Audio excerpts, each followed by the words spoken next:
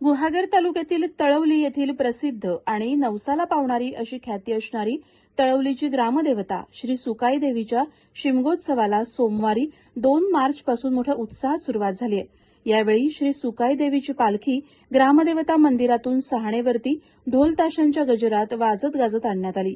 येथील श्री सुकाई देवी ग्रामदेवता ही जागृत आणि नवसाला पावणारी म्हणून प्रसिद्ध असून विविध ठिकाणाहून भाविक तिच्या दर्शनासाठी येत असतात। या ग्रामदेवतेचे खेळे दुसऱ्या होळीपासून गावभोवणीसाठी बाहेर पडतात। तसंच शेवटच्या होळीच्या दिवशी देवीची पालखी मंदिरातून मोठ्या उत्साहात भाविक नाचवत सहाणेवरती आणतात। यावेळी आंब्याचे झाड म्हणजेच माडवळ तोडून ते देखील देवीच्या पालखीभोवती नाचवत आणण्याची प्रथा या ठिकाणी आहे।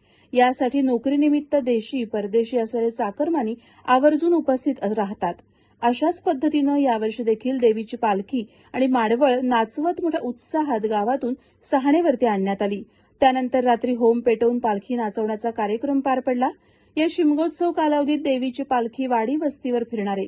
त्याचबरोबर या काळात सहाण भरणं, देवीचा गोंधळ आणि पेवेगावची प्रसिद्ध ग्रामदेवता झोलाई देवी या 2 बहिणींच्या पालखी भेटीचा कार्यक्रम सुद्धा पार पडणार आहे। हा पालखी भेट सोहळा पाहण्यासाठी दरवर्षी भाविकांची गर्दी मोठ्या प्रमाणात होत असते। यावेळी देवीच्या शिमगोत्सवात पालखी आणि माडवळ नाचवण्यासाठी भाविक उत्स्फूर्तपणे सहभागी झाले होते।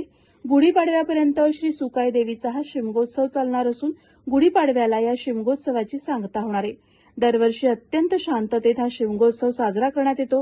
या शिमगोत्सवात सर्वांनी सहभागी होण्याचं आवाहन ग्रामदेवता कमिटी अध्यक्ष गणपत शिगवण आणि सचिव प्रदीप चव्हाण यांनी गावाच्या वतीनं केलं आहे। प्रहार डिजिटलसाठी आशिष कारेकर, गुहागर।